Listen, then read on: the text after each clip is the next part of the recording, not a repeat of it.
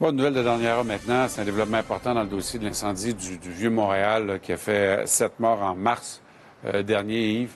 En mars dernier. Donc, on apprend que le brasier serait d'origine criminelle.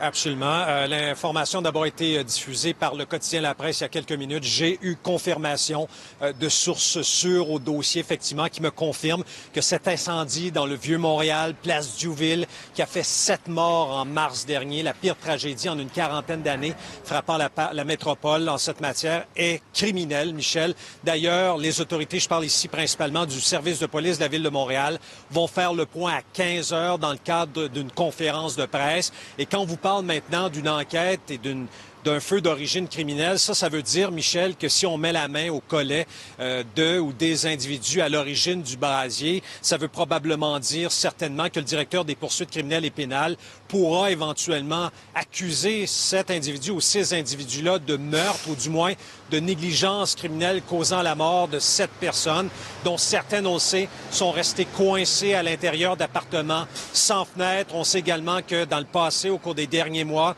le propriétaire des lieux a fait la manchette en raison de diverses infractions, non-conformité, en fait, à l'intérieur de l'immeuble. Je vais tenter de joindre justement le propriétaire via son avocat et également des membres des familles des victimes. Voilà pour les informations qu'on a à vous transmettre en lien avec cette importante nouvelle. Mais je le rappelle, 15 heures, le SPVM va faire le point dans ce dossier. Et on va diffuser ça, bien sûr, sur les ondes de LCN.